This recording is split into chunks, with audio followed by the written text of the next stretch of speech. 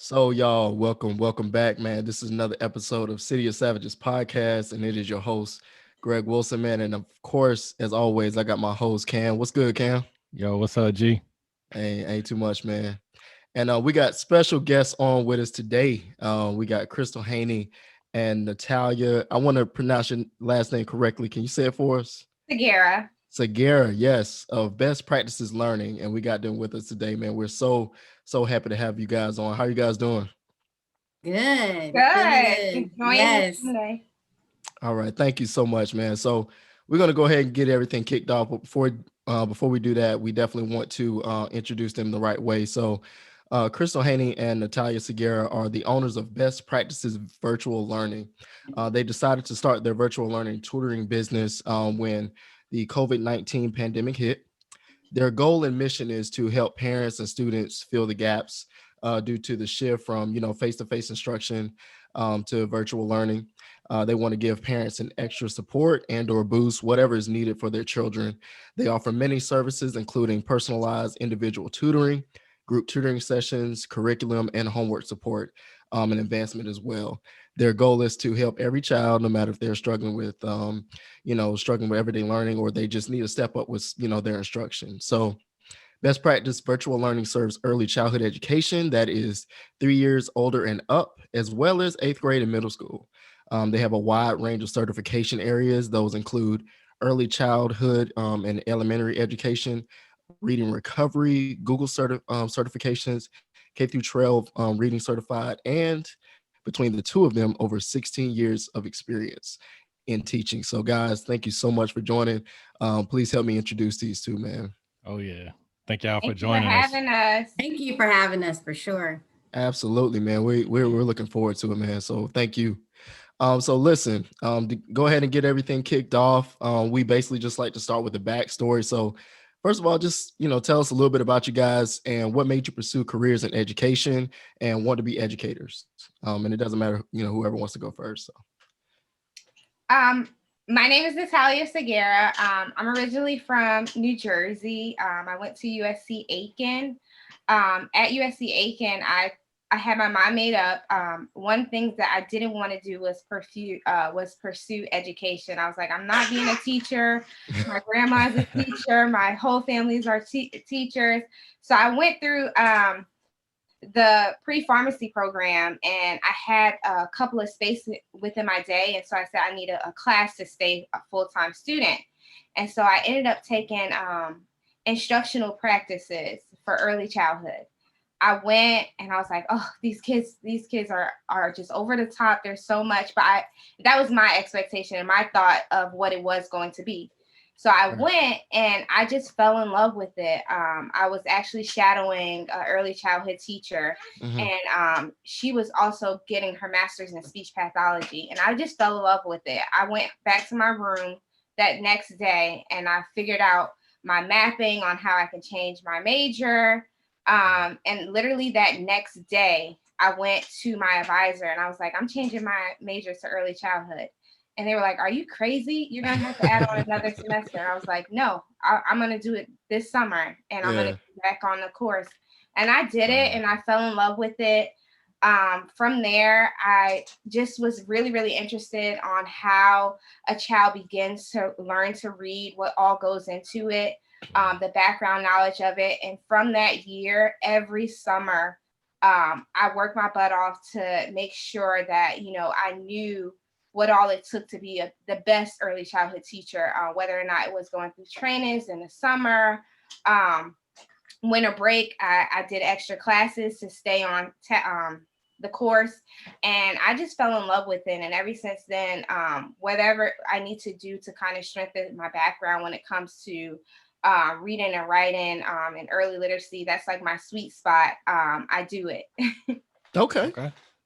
I can dig it, man. That's Thank good you. stuff. All right, Well, I think my story is a little different because, of course, all three of us are Charleston Southern alum. So, it was crazy. I mean, college for me was just a different type of experience. So, y'all know, y'all pledged the year before I did, but I pledged, of course, y'all know, spring '07. So at the time I was an English education major. And so my whole goal, I said, you know what? I'm going to be a high school English teacher. I'm going to be a high school English teacher. Like, it's just something that I always thought I was good at. I was a good reader. I love to write. So I'm just like, you know what? This is going to be my niche. Like, this is what I'm going to accomplish. But pledging hit, and I was taking some English ed courses, and I got 2 Ds. I got 2 Ds in it while I was online, and I just wasn't focused. I wasn't into it the way I was supposed to be. And I mean, it kind of just brought me down completely, where I was thinking like, okay, there's no way they're going to let me to continue with the program based off my grades. And so this was sophomore year. It was honestly a really sad time, because I was like on a full ride, and I was, you know, I had everything going for me in that aspect. And it was kind of like a dream deferred. I remember going to the registrar, and I was saying, hey, you know, I made these grades. I don't think I'm going to be able to continue, because they won't let you unless you have like an A or a B in the class. Right. So they said, well, you just need to change your major. So that was kind of like a life-altering experience for me, because I always knew I wanted to teach. I felt like it was something I was good at. So it was a dark period for me. So I changed actually to psychology, and I had a minor in education just because I had taken so many classes.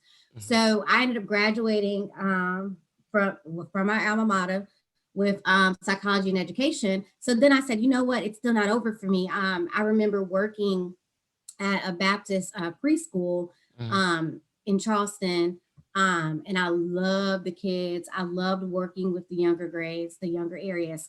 And then I also, when I moved back here, I said, you know what, I need to figure out something that I'm going to do, because I still want to do education. Right. So I decided to get my master's at USC.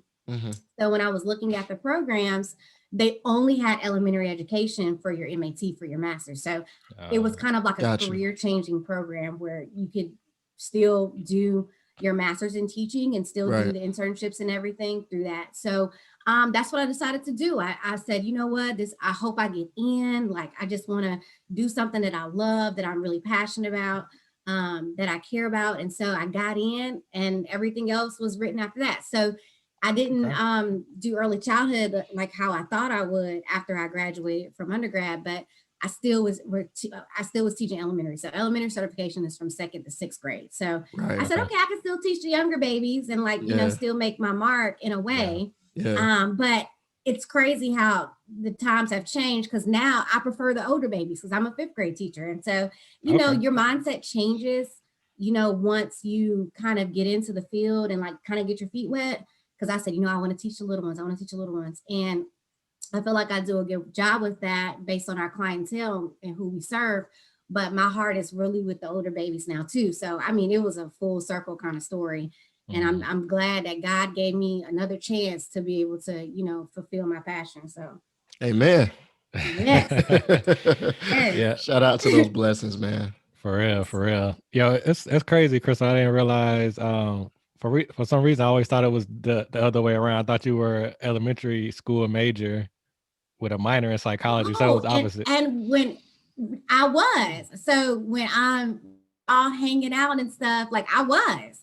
And then after I pledged, it just went all downhill. And so it was crazy. Just, you know, kind of not really taking school as serious as I should have. And kind of losing everything, and then having to kind of get my footing back. So listen. I just want to, you know, since we can all be transparent. That was, you know, something I went through as well. Like I went through something similar. You know, after, you know, going through pledging, and then afterwards, it was just like kind of a whirlwind. You know, just like you're experiencing new and different things. Like, you know, obviously, just getting caught up in the wrong type of things, just not having to focus on academics like you're supposed to. And I kind of fell into that. You know, I had a portion of school where I had to like take a whole semester, 2 semesters out, because, you know, I just wasn't focused, you know, the way I should have been. Because, you know, while I know that pledging was one of the best things I could have ever done, you know, just as an individual, you have to take accountability for certain things. And one of those is, you know, just not having the right priority set. And so I can just speak to that, Crystal, when we talk about, just certain things that you might deal with. I know our stories aren't the same, but you deal with certain similarities, you know what I'm saying, and certain things that you deal with. So I can just speak to that definitely. So for sure. And I agree. And we're all Greek, so we get it. Yeah. My mom was like, I'm paying this out of state tuition. You got 4 years at this. And that's it. Facts. Pledging it's something else, because I made 2 D's and I was online too. See? So I went from like a 3.4, I had like a 3.47, almost 3.5, and then like after pledging, I dropped to like a 2.9. Yeah, that was it. It was it. I was over 3.0, and then I dropped. I was like, bruh. Oh yeah, man. It's crazy, man. But Natalya, what about you? I'm not gonna lie, Great Forgiveness was my friend. And that was before pledging. So I'm just gonna be quiet on that. Word. Hey, well, we all kind of had the same situation there. Yeah. So Natalya, I want to go back to you. So you had a big shift too. So going from you plan to be a pharmacist, is that correct? And then you went into early. So how was that transition for you? Because those are 2 different, like totally 2 different careers, 2 different mindsets as well. Like as far as what you're doing. It really was. And I think a lot of the determining factor was that that same semester that I switched, I ended up pledging ULambda, shout out to them. And I didn't want to go. I already had them in my ear about, when you go to Columbia, you're not going to know anyone. They don't even have AKAs yet. And this was before I guess the AKAs had got back on campus. And then, my mom was just like, this is your career, teachers they don't make money. So if you're in there for the money, you need to, make sure you stay with your program. She was just like, well, and if you're not gonna make enough money, just stay with education, do what you love. Saying that you love to do it. And she was like, how about you just take the summer to kind of like figure out if this is really what you want to do. And she didn't know this, but I had already changed it to early childhood. I was like, okay, so I can stay for the summer. And she was like, yeah, you can stay for the summer. And then, spring semester ended, and she talked me into like, well, how about you do the community college and see if the classes would transfer. And so that's what I did. And I did it back at home. And then, I had my cousins, my aunts, my uncles always telling me like, well, kids always flock to you. They always want to be up under you. Maybe that is your passion. Just do what you love, because you'll hate to, get in a career that you hate and you're only in it for the money, and then you're miserable every day. You won't have that work-life balance. Right. And then I also was like, yeah, and I'll have my summers off. So, I'll be fine with it too. But the transition as far as like academics, it was a lot easier as far as I didn't have the pressure of like, okay, if I don't pass these classes this semester, I'm on a standstill, because everything was like a prerequisite for the next thing. Gotcha. So I felt like I was able to enjoy myself a lot and get the college experience once I switched majors. So it was like an easier transition for me. Whereas though if it was the opposite way, I felt like it would have been a lot harder.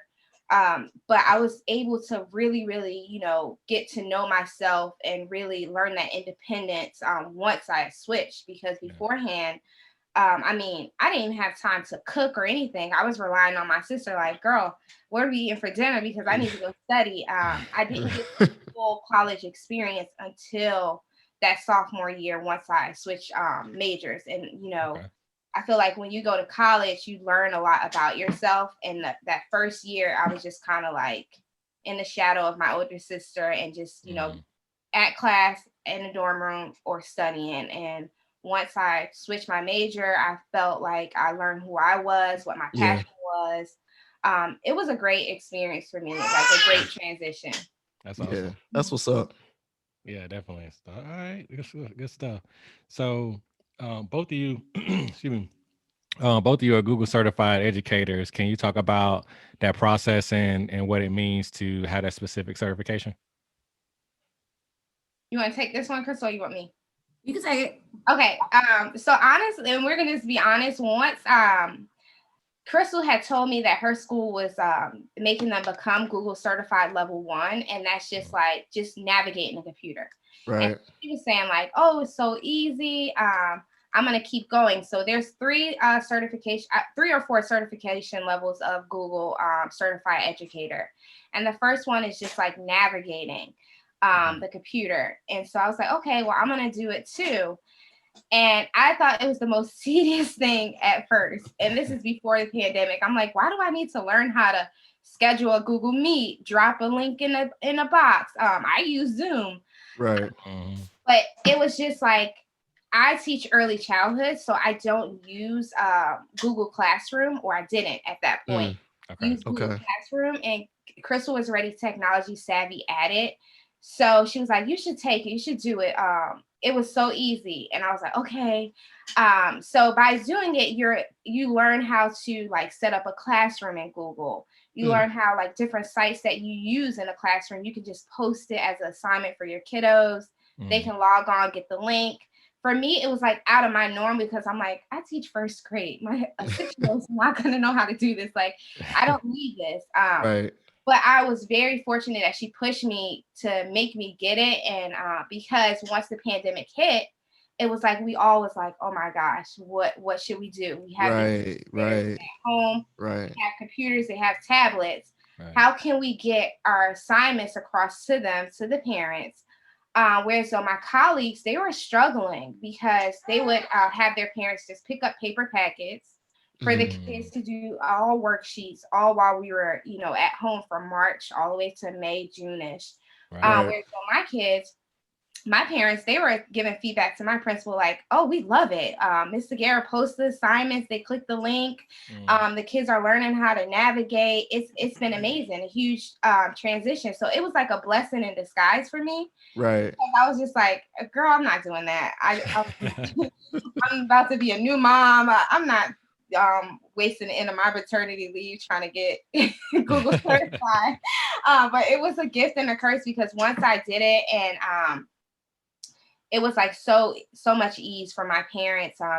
They congratulated me, they thanked me, they were like, you made the shift of the pandemic so much easier for us. Just sending all these links. The kids wasn't bored, they were able to click the link and see you.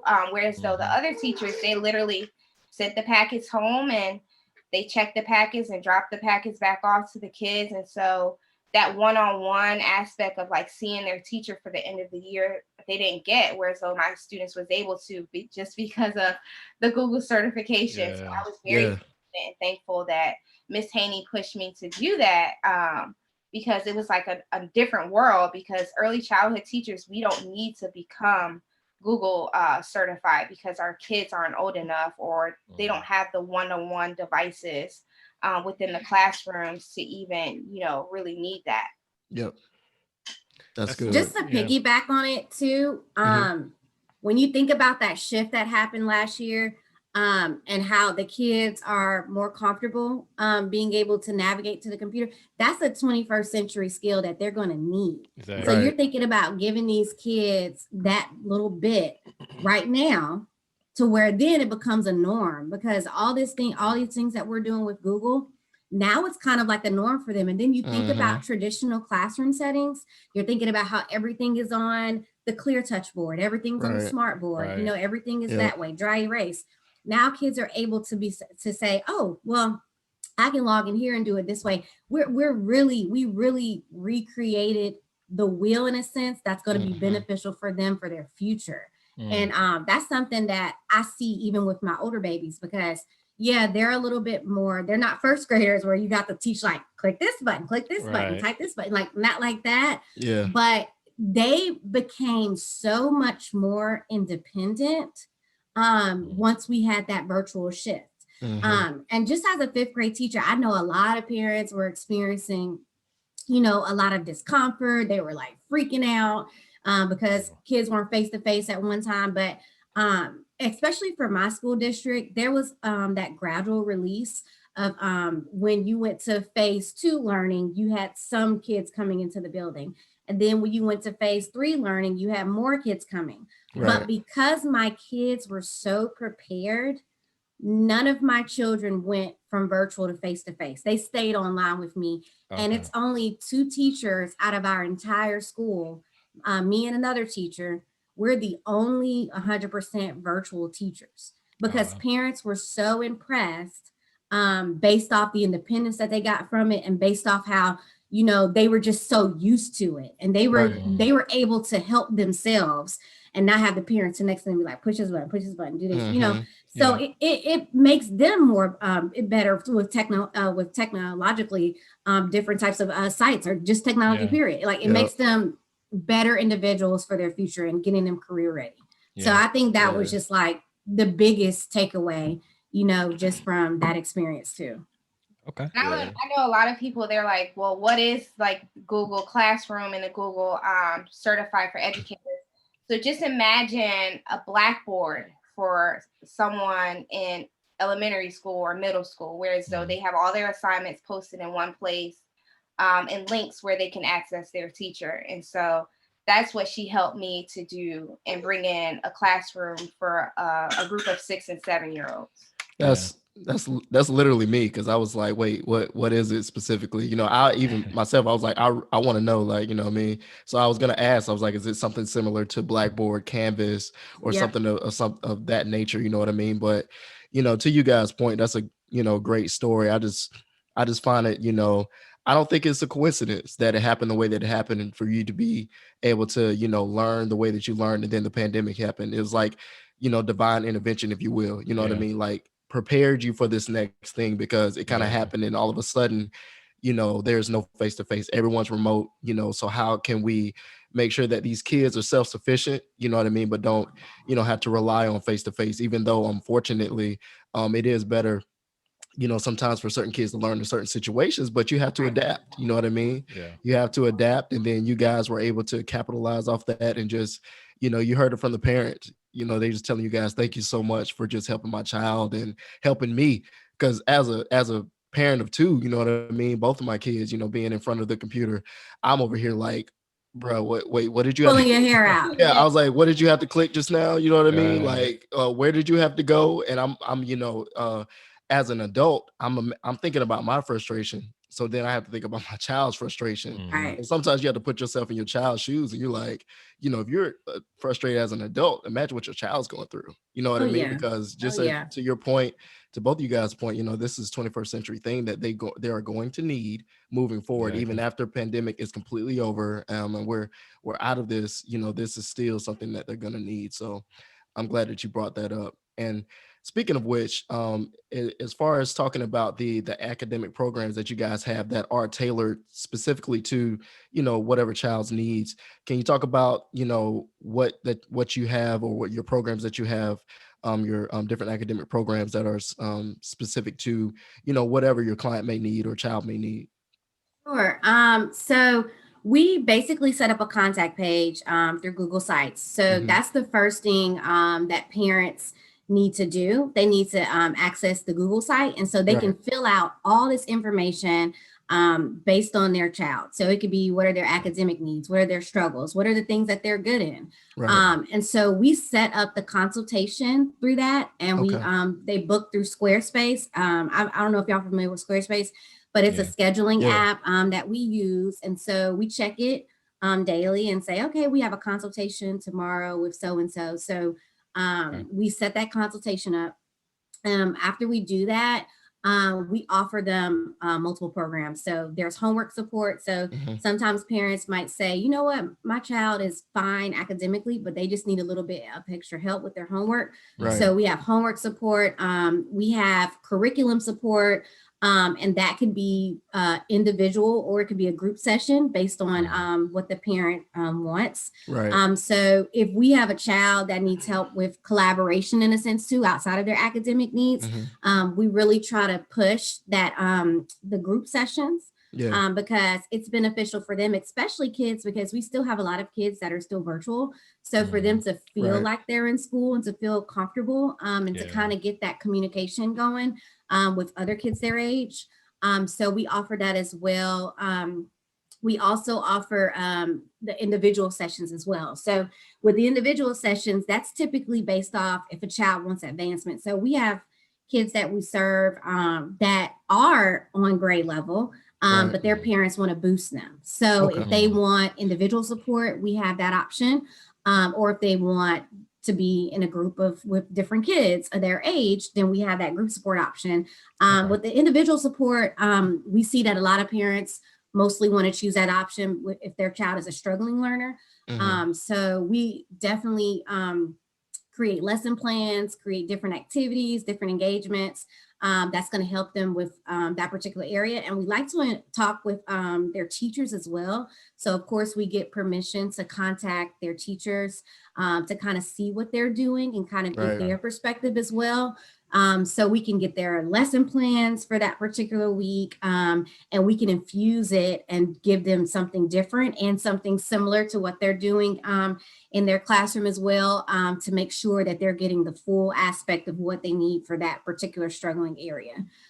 So we have those different options, which is a lot because we want to really make sure that we are tailoring our sessions to really fit the child, especially if it's an individual session, and to make sure that we're covering all of our bases with them.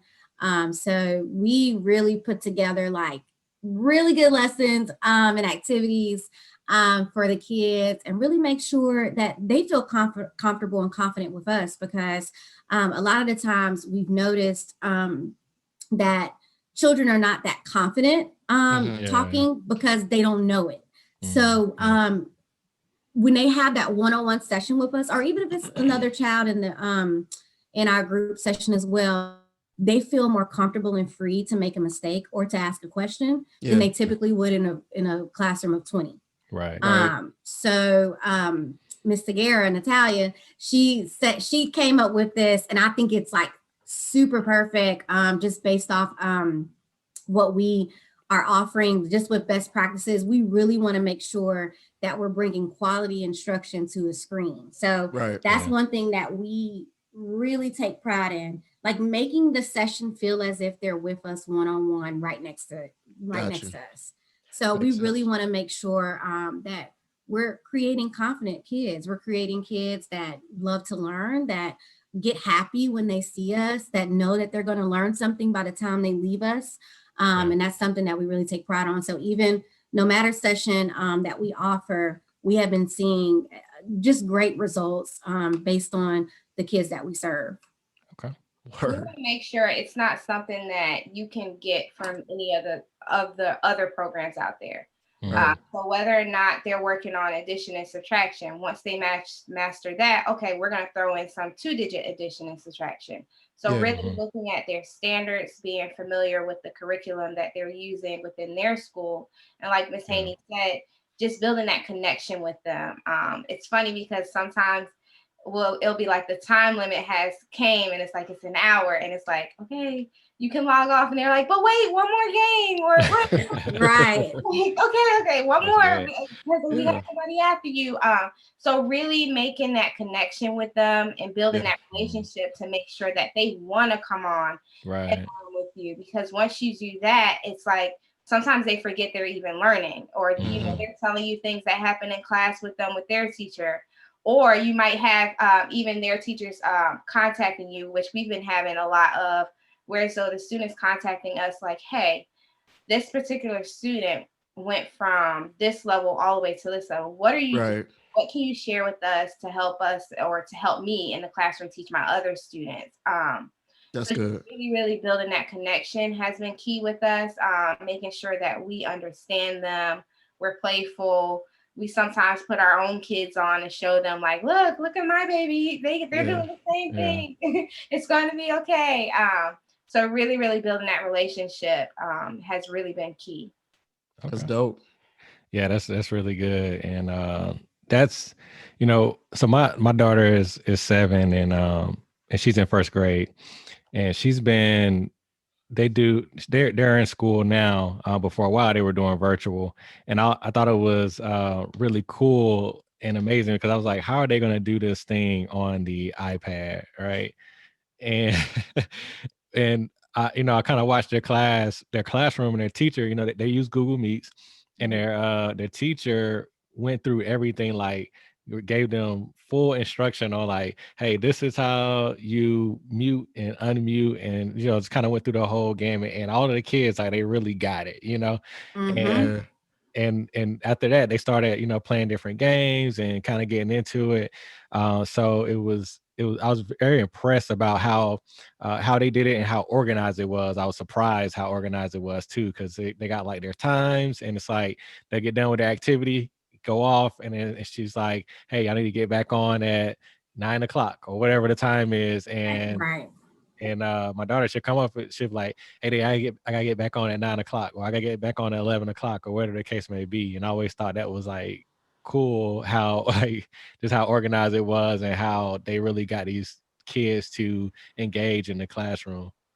Your So daughter, your daughter keeps track, man. I she have to keeps tell, track. I have to tell my son, It's a girl thing. It's Get a girl on. thing. I have to tell him, get on, bro. Like, what are Yeah. you doing right now? Like, Yo, she'll come. Parents are using Amazon Alexa. You get him a little Amazon and set that timer, and they're always Yeah. like, "Oh, Amazon forgot to tell him to log on." I'm like, so he has a tablet for, within his school district. They give him all the tablet, and we have alarms set, and I can't take all the credit. My wife sets up the alarms for him, but he ignores all of them, like Like, every whatever. every single one of them. So Wow. just shout out to the girls, man. Shout out to your daughter. Shout out to whoever. Yeah. Like, It's a girl thing, because my son would be doing the exact same thing.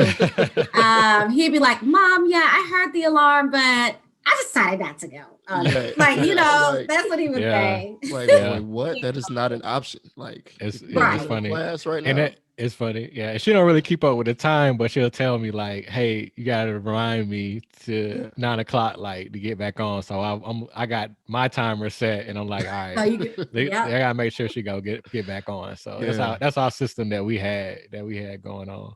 That's so cool. Yeah. So Crystal, I see that you teach your I saw you was teaching your son at a very young age, some of these skills that y'all talk about. And how old is he now? Like 3 or 4? He's 4.5. 4.5. Okay. Yeah. So I'm sure he's pretty far along for his age on the Oh things my that he's doing, right? goodness. He is, and I hate it because he's my kid, but he's spectacular. I mean, I always, just tell parents, how early learning and early literacy is so important. And you Right. might not think that your child isn't learning, and you feel silly because you're like 5 months old and you're like, this is the book. Let's turn and look. And let's look at the pages. But it's not, because Yeah. by the time he probably turned, I would say 1.5, I remember it like it was yesterday. I would put flashcards up on the refrigerator. So it's something we practice every day. And I like point to the fish.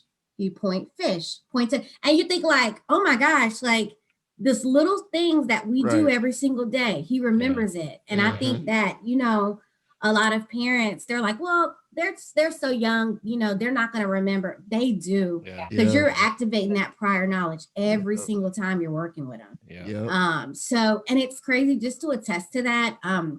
When you're thinking about statistics, over 40%, now think about this, over 40% of kids going to kindergarten are not ready. Yeah. Over 40%, that's in the entire US, over 40%. So you think about why that is. And a lot of it is just a lack of awareness from parents. They're like, oh, well, they're going to go to school when they turn 5 or 4 if they do pre-K. They're going to learn there. But they're so unprepared. Yeah. And by the time they get there, they have all these gaps. And then by the time they're in 3rd grade, statistics show that if they're not reading to learn by the time they get to 3rd grade, they're 83% more likely to be high school dropouts. Wow. It's astounding. And so I just took that, and it kind of was like my motivation to say, you know what? I want my son to feel comfortable. I want him to feel confident. I want him to feel like he knows it, like Right. that he is learning. And I just started researching all this stuff because I'm not an early childhood teacher, but I just was like, I'm gonna pull this, I'm gonna get this app, I'm gonna do this, I'm gonna do this, I'm gonna do flashcards. And it just worked. It Yeah. clicked for him. And my daughter might be totally different. I don't know. But I'm still doing the same exact stuff with her. But he's a smart child. And I can't. He's brilliant, man. I just want to attest to that. Thank you. You know, I follow you as well, and just sometimes you post certain things where obviously you're just engaging with him and just kind of showing him a certain stuff, and I'm just like you have to do that because I mean I can talk about my own kids when I've me and my wife have read to them ever since they were like infants, you know what I mean? And you just see the difference. You really do as they've gotten older. My oldest is almost 7 now. My youngest is 5. He just graduated preschool literally a couple days ago. And thank you. He's going to kindergarten, but he's ready for first and second grade based on reading and based on his older brother being being taught that and stuff like he's obviously ready for the first grade. And it's just crazy. a testament to what you just said, you know what I'm saying? So and you guys will be surprised on how many kiddos will come in kindergarten and they have no book handling skills, whereas though they don't know, okay, this is the way you hold a book. Right. This is the way you hold the page. They're turning this way. So just a simple thing of just giving them a book. And we're like, hey, I give my kids books all the time. But there's parents there where there's no books in the home. So the kids, they get to school, they have the books in their mouth. They have no idea what to do when it comes to book handling. Yeah. Whereas though that's really a standard that's assessed on, could this child hold a book? Do they know how to turn a page? If I was to give you this book, where would you start reading? Some of them don't even know that you start on the left. Right. So those simple skills that we're fortunate that our kids know, there's kids that they don't know because parents haven't started the early literacy or just give them things that they can really use once they hit kindergarten and preschool. Yeah. And if I can just give, I don't do all the things that Crystal does or some of the other parents do with their kids, but if I can give advice to all the new parents out there, definitely just read to your kids every night. Like it makes such a big difference. And then get them to engage with you when you start to read to them as they get older. Because I noticed that made a huge difference with my daughter. Like even when she was 2.5, and I always read to her since she was a baby, right? And by the time she got 2.5, there were some books, she liked that we would read all the time. She memorized the book. She literally memorized the entire book. Yeah. And she would she would start holding the book and turning the pages, and she knows she's not actually reading it, but she can remember it. And she knows on this page. Yeah. I remember my mom, one time she was doing that. My mom was like, "Is she reading?" And I was like, not really. She looked like she reading, but she just memorized the book. But it's still super impressive for that's a 2-year-old. That's the first step, though. Yeah. That's the first step. Yeah. So I just encourage all the parents to do that. If you don't do anything else, just read with your kid. It makes such a big difference. So, and Kim, I'm glad you brought that up. So is that similar to we know you guys have the reading recovery? Is it similar to that or something similar to what we were just talking about as far as reading recovery, or what? Can you talk about that a little bit? Reading recovery, it's actually started at Clemson University, and it's targeted for first graders who are not reading on grade level. Okay. So they have to be reading below the 10% line. So these are students that are struggling severely. And so as a reading recovery teacher, you kind of pull students that's at the lowest tier within the first grade, out of the whole first grade. Okay. And you get them to become that average student. So they have accelerated reading, whereas so they're reading in the classroom with their teacher, but they're also being pulled out of the classroom, working with another teacher for additional hour a day. So they're getting that extra push or that extra dip that they don't have at home. And surprisingly, a lot of the students that are within the program are minority students. So that was one of my goals of making sure that, we really, really target minority students when we came up with this idea of best practice virtual learning and tutoring. Because in the classroom, when students are being pulled for reading recovery, it's always minority students. When it comes to that reading and writing. And so they, you test them on their letters, their reading, their writing, based off of the average student. Oh, this is what the average student can do at the beginning of the year. What can this student do? Right. It's as simple as if they know that there's the 26 letters in the alphabet. You'll be surprised that, I know the letter A, but then I don't know it. So do you really know it? Is it firm? Right. So most of the students, you have most parents say, oh yeah, my child know their letters. And then you'll get shown them the letter and they're like, no, they don't know it because it's not firm. So there's something being sure that they actually know it. Okay. So if I write it in a lowercase, do you know it? Or you just know uppercase? So when you say they know it, you have to make sure that they're really, really firm. And I think when we look at students and we look at children, as long as they know the letter B, well, they know the lowercase b, they know the letter B. No, they don't know that letter because they don't know it uppercase, they don't know it lowercase, do they know the sound of it? So you want to make sure that they actually know it. And with reading recovery, it's targeting that lower 10% of students, just getting them to become not above average, but just that average level instruction. Makes sense. Yeah, it makes a lot of sense. And like Crystal said with the statistics, if a first grader isn't reading on level, by the time that they're in third grade, they're already 2 years behind. Wow. So, you all started this business in the pandemic. Since y'all started, what's the most requested service that you're getting so far? I would say individualized tutoring, as well as if a student is virtual this year, we have a lot of parents wanting group sessions just so the student can work with other kids and collaborate. That makes sense. A lot of parents, they're saying the missing piece to the puzzle of virtual learning is that there's no time for the student to talk, be a kid, collaborate with other kids. Literally, when you're a virtual teacher, and me and Crystal, we're both virtual teachers this year, so we can attest to it.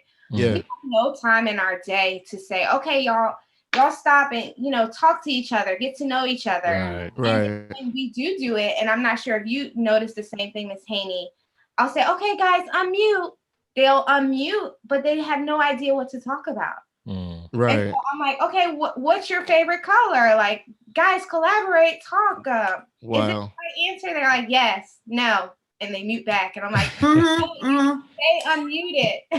I agree, and that's where when they added breakout room sessions to Google Meets, that was the game changer, because they didn't have breakout sessions earlier on in the year or last year. So kids weren't able to go in another room within the Google Meet and talk. But now we forced them to do that. I'm like, no, you're going to break out room 1. You can assign them. You say, you're going to go break out room 1. You're going to do this assignment in breakout room 1. And you're going to do this assignment in breakout room 2. And you have to talk. So you put parameters in place for them to talk and for them to be able to communicate with one another. So that was one thing that was a game changer.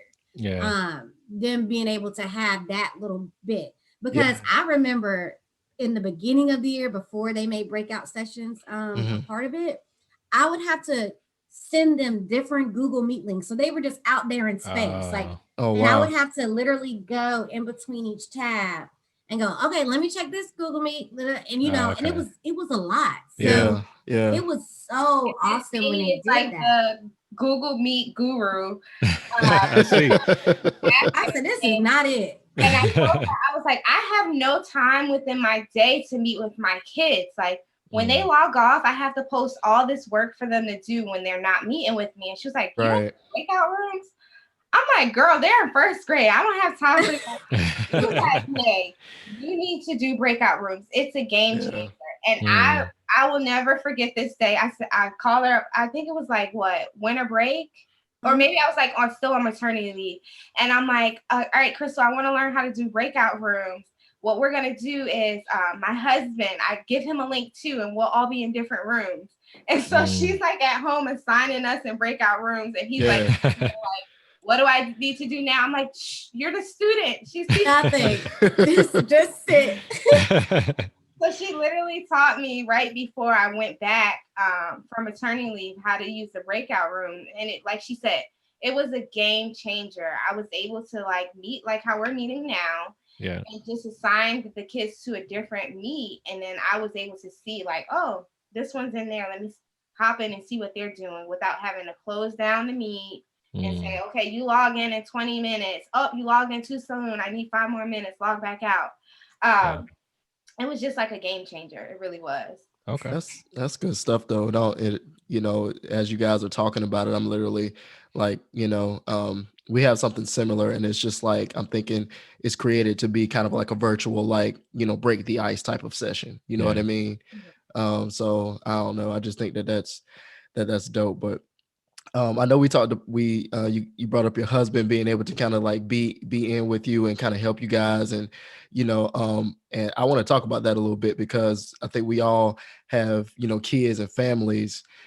So being that this was created during the pandemic, can we talk about a little bit the struggles that you guys have maybe faced trying to like maintain your business that you started, also effectively scheduling sessions but still being able to maintain your family, because we know that day in and day out that there's you have to maintain that priority. So talk about that a little bit and what that's been like. I think that's the aspect that I struggle with the most. Just being a first-time mom. Last year I told myself, I was like, I'm finally able to relax. I'm not in any grad school or anything. School for me is going to stop at 2:15. I'm not bringing anything home. Right.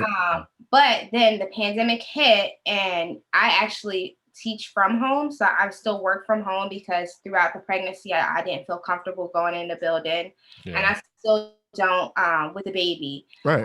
I'll go in like probably like once a week to, make copies and for materials that in that aspect. But working from home and teaching and having the baby here with the nanny, that's where I struggle the most. I'm not able to cut it off. Whereas though I'm working throughout the entire night. Whereas though, because work is at home with me. Yeah. Right. I also have the opposite struggle. If I go in the kitchen to get a bottle of water, if there's something on the floor, next thing I know, I have a mop in my hand and a broom. So I'm like, I don't have that good work-life balance. So Miss Haynie can like talk more about that, because I'm over here with it. That's funny. But if even like with the baby, like I have the monitor here with me, and I'm like, what is she doing to my baby? Oh, she put Vaseline on her, and I'm like talking through the monitor and trying to teach at the same time. So I'm struggling like Yes, I agree. I just to piggy off what Natalya said, I think the biggest thing for me too is time management. So when we decided to start the business, I'm always like a person who is like, I can take this on. I can take this on. I can take this on. I can do this. And even in the middle of the pandemic is when I had my daughter. So she was born last April. And so that was like in the heart of the pandemic. I was just trying to get used to being a mom of two and like, right.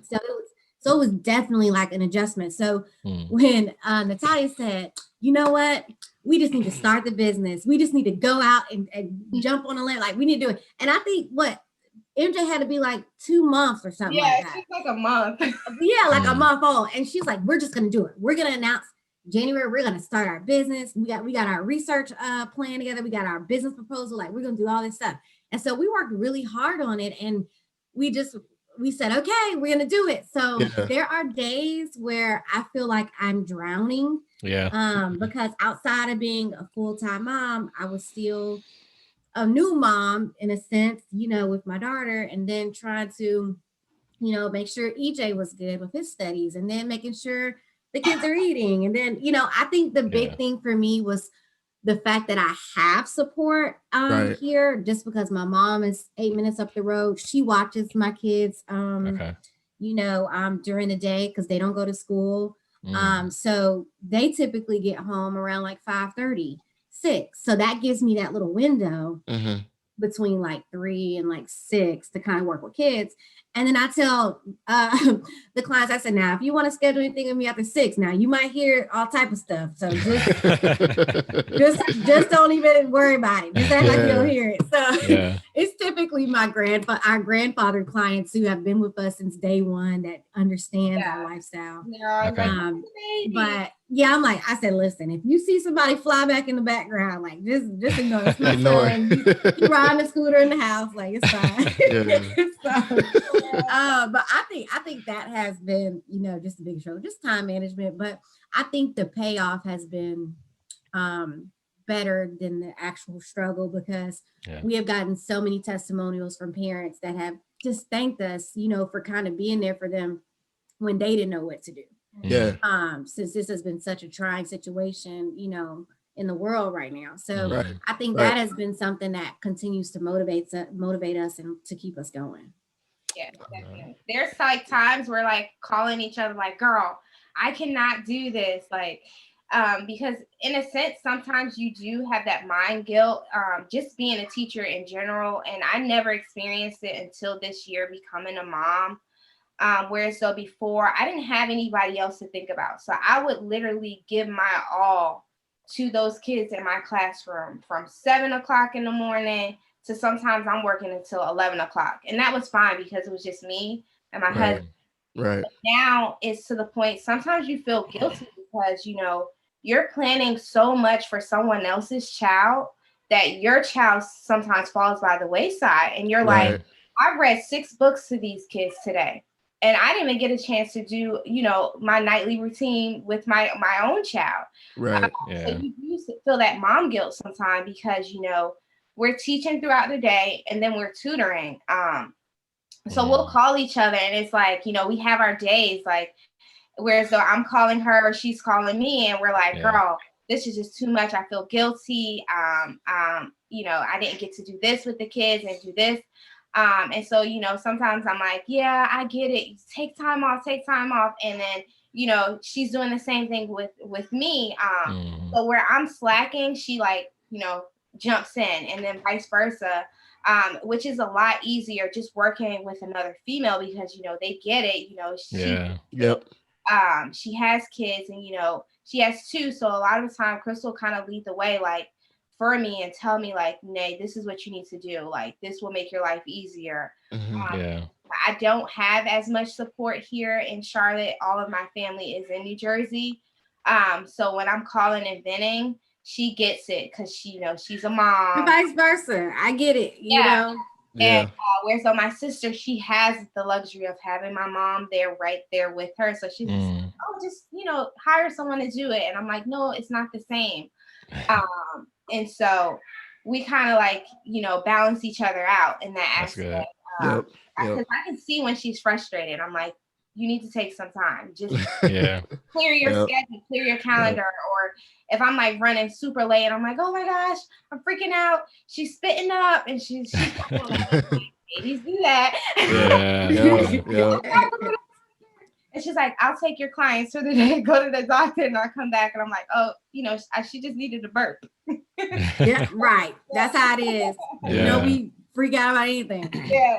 But you know what? That piece is so important. Being able to have someone that's understanding, going through what you're going through, and being able to lean on each other. You know what I mean? And to have that flexibility because you don't know what's going to happen, what's going to come up.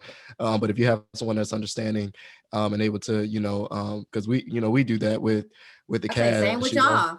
Exactly. We do that with the cash. It's we both have other things, but we can tell like, bro, it's been a week, and he'll be like, yo, this has definitely been a week, and so but that's good being able to be transparent too, just like you guys were just doing with us just now, and allowing yourselves to be honest and be transparent about what you have. I think that allows for vulnerability, and then it allows you to build up.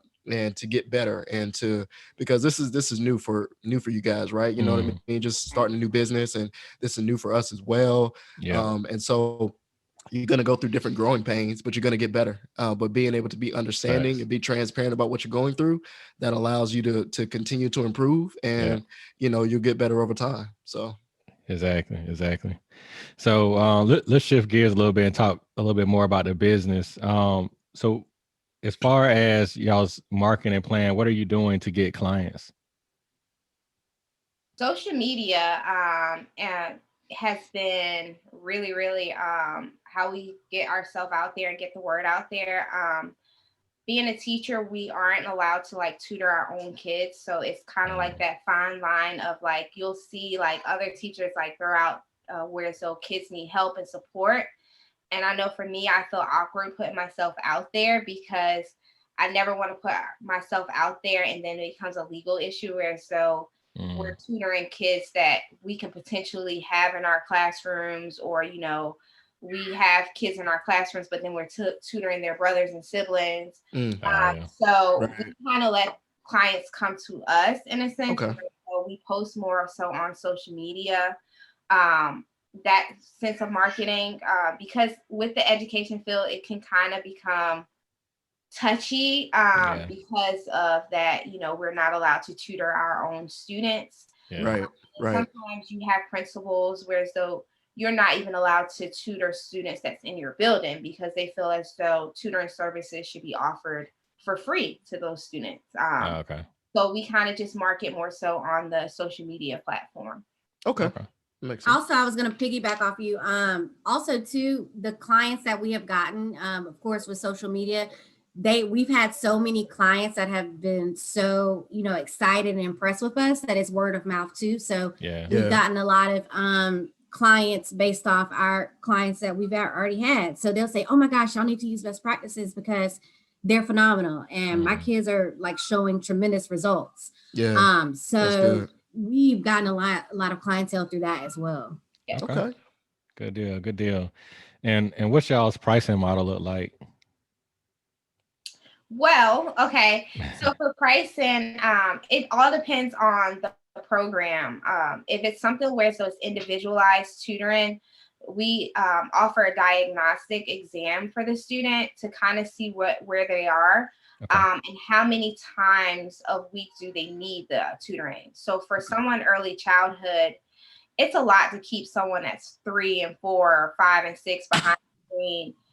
So we offer services within 30-minute increments for them, just because they can't sit still for that long, and they aren't right after that 30-minute mark.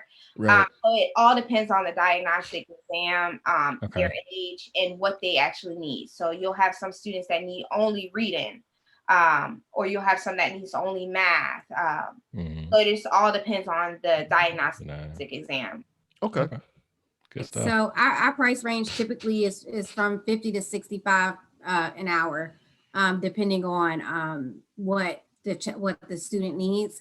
And then we try to do a different rate if you try to book for the entire month and not really per session. So then they're getting a little bit of better rate based off that.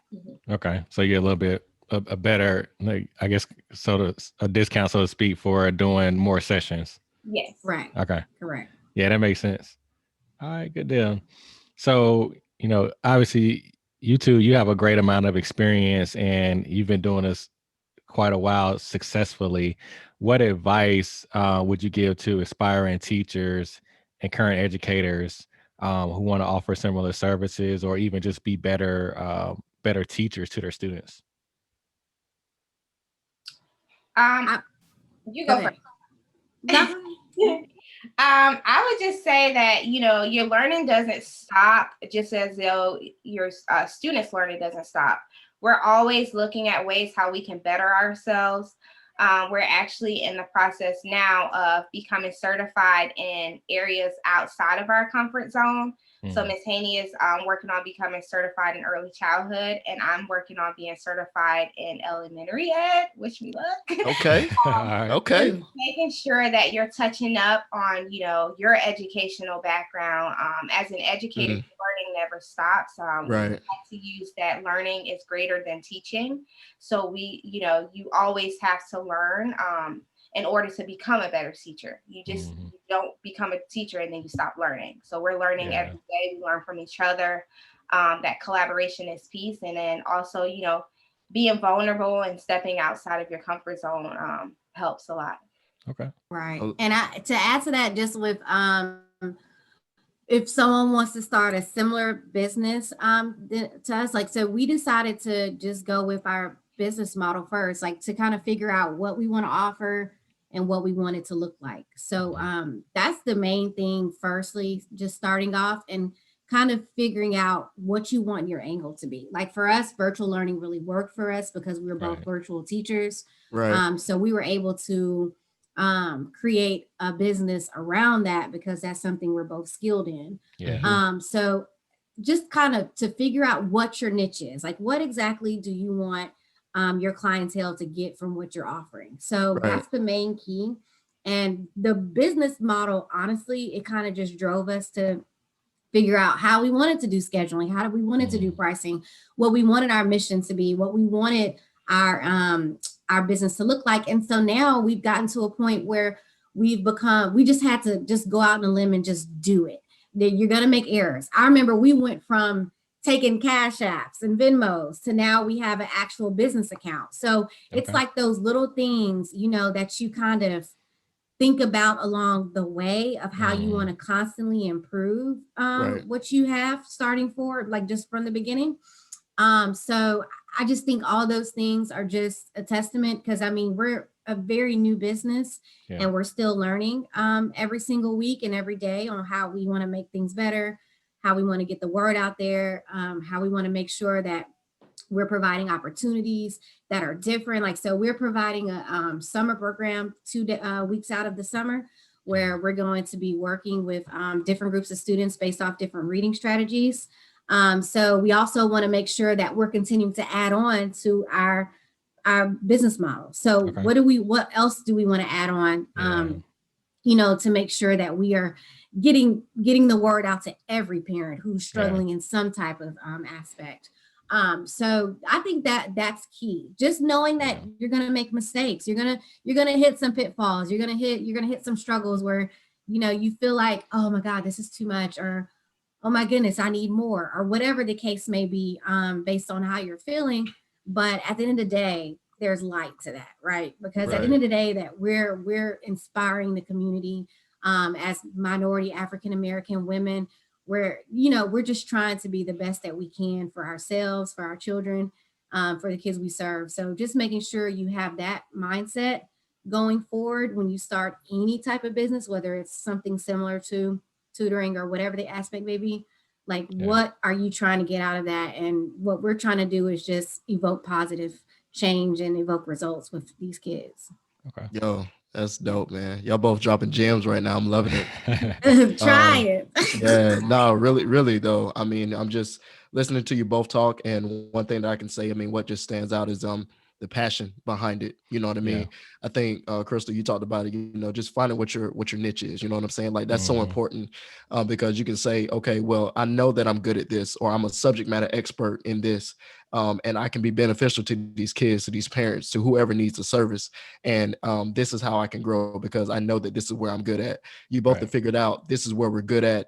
Let's make the community better. Let's be especially for minorities, especially as Black women that are educated and being able to give back to their community. How can we provide a service, and how can we do this and be able to just help improve our community and be beneficial to these folks? So I just think that that's so important. And to go back to what you said, Nay, is like, I just think that it's so awesome whenever you're able to, just think about these kids and how you can just, give back. And I think like, that part is key as well. And I think you touched on it, Crystal. So, and I kind of want to ask, what does inspire you guys? Like, what inspires you? Because you've talked about the pitfalls and different things that you've kind of gone through, but it doesn't matter. You know what I mean? You're continuous. You keep going. You keep, pushing through.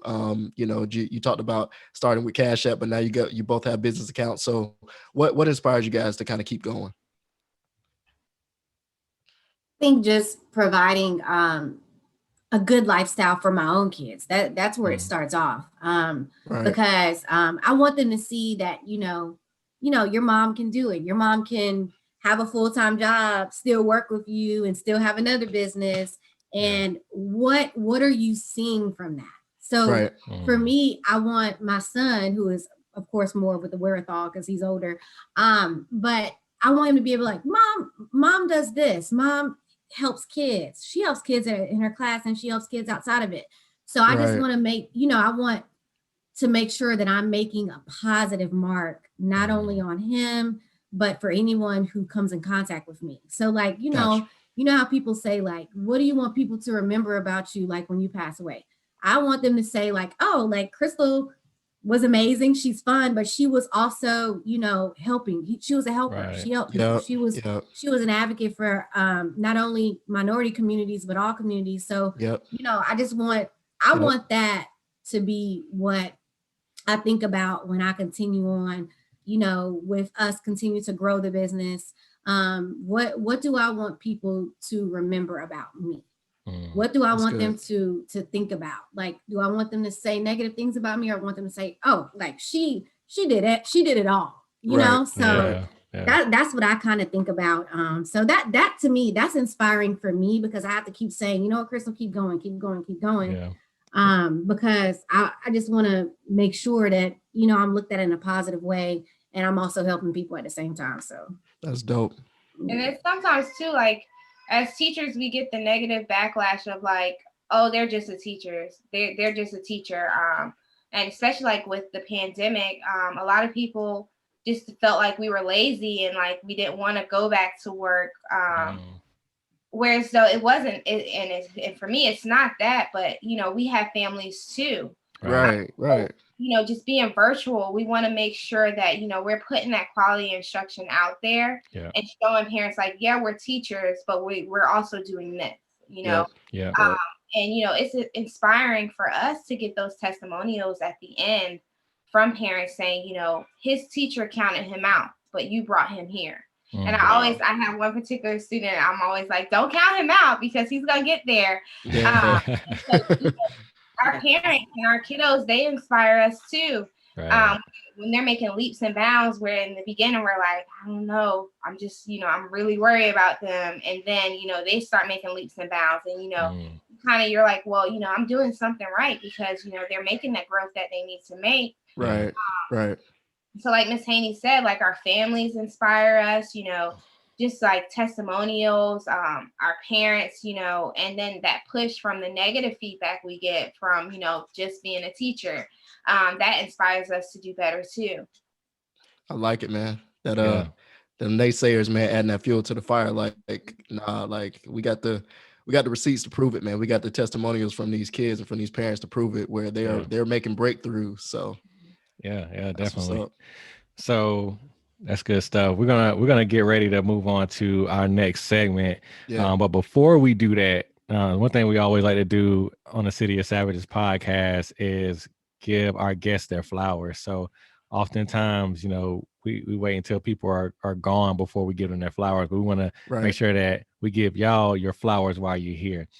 So Crystal, Natalya, we just want to acknowledge you and just let you know how much we appreciate what you're doing because you two are awesome mothers, awesome teachers, awesome wives, and just doing a lot of the things that, everything that you're doing is so hard to keep it all together. Right. And, y'all are not only just the backbone of your families, but the backbone of our community. And we appreciate what you're doing so much. And we just want to give you your flowers while you're here because it's so important what you're doing, and then taking the time outside of your regular school day to help other kids along is so Talk important. about it. And we definitely need that in our community for these Black kids out here, so that we're not left behind. So thank you so much for what you do. And we want to acknowledge you and give you your flowers and just tell you how much we appreciate you right now. Big Well, facts. thank you. Absolutely. So, we're going to go ahead and move to the next segment. The next segment is what we call our Fab Five. So, before we close out, this is like our lightning round. It's going to help us get to know you a little bit better. Just 5 quick, fun questions that we like to do with all of our guests. So, I'm going to pass over to Greg and let him pop it off with the first question. All right, man. We're gonna get right to this thing. So, what's the last song you listened to? You really want to know? I really want to know. I think it was ASAP Ferg, Black. Okay. Because EJ loves to dance to it. We were listening to it yesterday. Yeah, that's my joint though. I love that song. Yeah, that's my joint. Mine's just Cocoa Melon. Brush your teeth. Oh man, that's what's up. All right. Around here, that and white noise. Okay. Oh man, that white noise. You know, hey, that's the only thing that's playing over here right now. New parent vibes. Right. I don't own any TV in this house anymore or anything. Oh yeah. Oh yeah. Nah. You had to. I had to buy another TV for my house because I was like, yo, I can't be watching all these kid shows. Hey, it's annoying. Yeah. Thanks. Bro. So, question number 2. What is a book that you would recommend for parents to read to their children in grade school or middle school? I mean, so I think me and probably Ms. Segarra both would say this. It might not be a book for the kids. It would be a good book for their parents. Okay. Teaching Reading Strategies and Writing Strategies by Jennifer Saravallo. So it's an author that we both use in our classroom, and it gives you so many different reading and writing strategies like that you can use for your child, no matter what they're doing. So even with, your kids like 7 years old, like, 5-year-olds, like early childhood, elementary, it gives you like a myriad of like ways that you can help based off a content area. Like, so if they're doing compare and contrast or something like that, you can go and look at compare and contrast strategies, and it kind of gives you a teaching point so you can help them help themselves outside of the classroom. So kind of give them extra support with that. That's good. I like that. Awesome. What do you think? I don't know. I was gonna say the Hungry Caterpillar by Eric Carlisle. For that one, you can do repetitive text with it. Like you said, your daughter memorized the book. Right. For someone like EJ, Crystal's son, or high order thinking, you can do like inferencing on like what's going to happen next. Why do you think it happened? Someone that's a little higher, maybe like your kid's grade, like 2nd, 3rd grade. Just the transitions that the caterpillar makes, so you can bring in that science. Right. How long did it take for the caterpillar to become a butterfly? Bringing in that science. You can do so many things with that book. For my baby, I use it just for the color and the contrasting of colors for her. Right. So she can recognize and so yeah, that's a book that I would say. Yo. Okay. Yeah. That's dope. I like the fact that you gave one for the adults and we got one for the kids. Yeah, too. that's perfect. I appreciate that. I wrote them both down. So listeners out there, I hope y'all taking notes, man. Those are two good books. Absolutely. So question number 3, moving on. What is one thing that you guys have learned over the pandemic that has absolutely nothing to do with teaching? Oh, this is good. we like to put people on the spot, man. What's good? Oh yeah. How much money I spent on DoorDash? Bad influence. She's like, Nate, you need to get a Dasher's pass.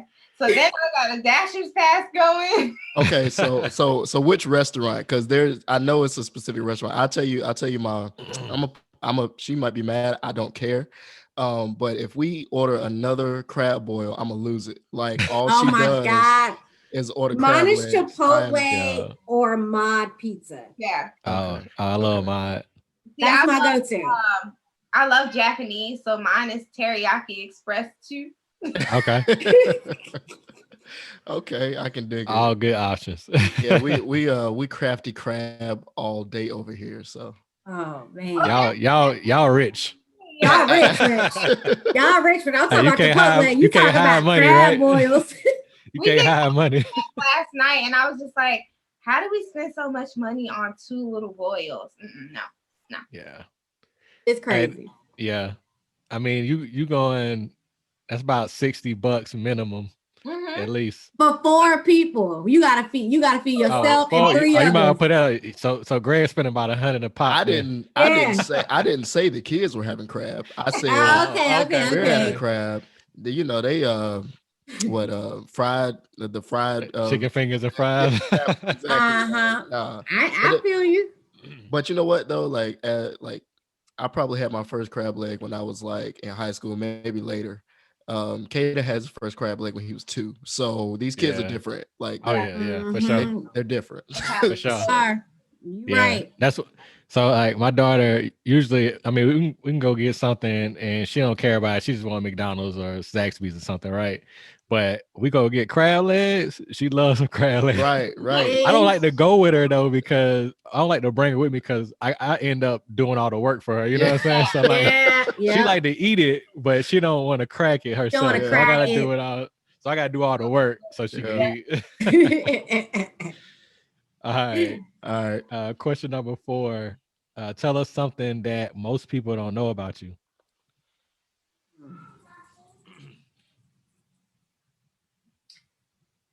Oh, they probably know that. I eat ice cream every night. And Ben and Jerry's tonight though. Okay. I think for me is that like I am like I'm not closeted about it, but I binge watch probably every reality TV show that's on. She does. She knows It's insane. I watch all the Housewives, all the Married to Medicine, all the any show you could think of. Probably I watched it. Okay. Or any series show, I think. Any series on that, anything superhero. Yeah, that's what you should have said. Surprising. Oh, I should have said that. Closet, Marvel superhero. Okay. Think about that stuff, and she knows. And you're like, when you have time, when do you watch that? Like, how do you know this? Like, she knows everything about that stuff. It's funny That's probably what because it's funny because my bad, Cam. I was just gonna say the boys, you know, they're obviously getting into Marvel right now. They're getting older, so you know, before it was Paw Patrol. Now they just like, I don't want to watch nothing that's kiddie. That's too kiddie, Dad. I'm like, wait, when did this happen? So now they want to watch Marvel stuff. But it's weird because now that Marvel stuff is on TV, Alicia's like, can we watch that? I'm like, why? She was like, I've gotten into it. She's like, I started following following them in chronological order now. She was like, because it's on Disney Plus. Yeah, exactly. She was order. like, I'm into it. She was like, you won't believe what just happened with Thor. I'm like, what? But no, so funny. she's super into all of the Marvel now, along with the boys. So they be sitting up there with popcorn, just going. Just eating, enjoying it. That's right. All right. So one other thing. I'm gonna embarrass you a little bit, Crystal. One other thing, unless you done changed over the last 10 years or so, Crystal was definitely scared of scary movies. I definitely am. Particularly Paranormal Activity. Oh, yes. And I got a real funny story about that, but we ain't gonna go into that. God, I'll talk to y'all offline about that one. Hey man, Paranormal Activity was like kind of weird for me, bro. I ain't gonna lie to you, man. I was like, I hate it because it's weird because like real quick, you know, the door will slam if the air conditioner come on, and you like, wait a minute, you know what? You know what I mean? So I was like, wait, because it happened for real. So anyway, last question. moving on. Last question. What's a goal for you guys that's on your bucket list that you wish to accomplish before the year is over? Outside of tutoring, working out again. Okay.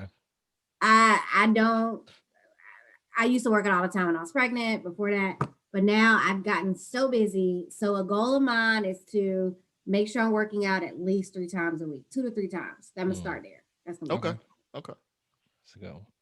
I guess my goal would be, and my husband, he keeps saying it, like just setting aside like one day to like devote to him, because I pour so much into, you know, work and now the baby that kind of like, oh, what about me? So it's funny when like at night, I'm like, he's down by 7 and I'm like, oh, you want to light up the hookah? And he's like, really? I'm like, yeah, light it up. So I guess trying to do that stuff, you know, like one night a week. Yeah. Listen, I just want to talk about that real quick. It's so important. And especially, you know, if we have spouses that are vocal about what we need. I think that that's so important and that's key. So you know, continue to do that. I literally we got it from another couple, so shout out to them. They still married. I think they're in their 15th year married. But they literally set aside a date night, no phones, no nothing. And I haven't been the best with that. I can be completely honest here. I might say have my phone in my hand, and I've gotten better over time. But the point I'm trying to make is we set aside. It's a night where I don't record. I don't do any kind of writing, you know, separate from, you know, my writing that I do, any business, like, you know, and completely set aside, because it is, aside from businesses, your everyday, you know, your everyday full-time job, it's hard to do that. You know what I mean? So I just think it's important to set that time aside for, you know, your even if you guys aren't married, you know, listeners out there, significant others, you know, your partners, whatever your relationship is, your relationship status, and your significant other, man, set that time aside. It's very important. If this pandemic hasn't taught us anything, it's to appreciate who we have. So just continue to do that, man. It's very important. Guys, we have thoroughly enjoyed this so much. Thank you for telling your story. Crystal, man, it was so nice to see you and catch up with you. And just, you know, blessings to you and your family, man. You know, you talked about, I know we talked about you and EJ, but also, you know, your workouts and stuff, like everything that you do is just so inspiring. And so just continue doing what you do, because people see you, even the people that you don't talk to every day. People see you and you inspire and you motivate folks. And it's completely separate from what you do with your business, because, you know, we know that is obviously taking off and is going to continue to take off. So continue to do that. But Natalya, thank you so much for joining. It's been a pleasure. Thank you for having me. Yeah, man, to meet you. And real quick, can you guys make sure that you drop your social media handles and websites so our listeners out there know how to reach you guys? Yes, so Instagram is at Best Practices VL. So we also have our Gmail, Best Practices Virtual Learning at gmail.com. Our personal handles is Crystal Lulu _2, has not changed since forever. And Natalie's is pretty. Oh, go ahead. Oh, it's pretty _nation. Okay. Got you. Yeah, but thank you guys again for joining. Again, Natalya, thank you so much for all of the gems that you dropped. I feel like you dropped so much knowledge that our listeners can take back with them. I learned a lot. It's one thing that I appreciate about this episode, this podcast. It's not only for our listeners, but it's for us. It's for Cam. It's for myself. I'm motivated. I'm inspired by you guys. We're inspired by everything that you do. So continue to build your legacy, break generational curses, and build generational wealth. And just because we know it gets hard, and we can't even imagine what you go through as moms, but we salute you twice. So Cam, take us out of here. We man. salute y'all too. Appreciate it. So to all the listeners, appreciate y'all tuning in with us again. You have listened to the City of Savages podcast. We appreciate you, and we out. Peace. Bye, guys.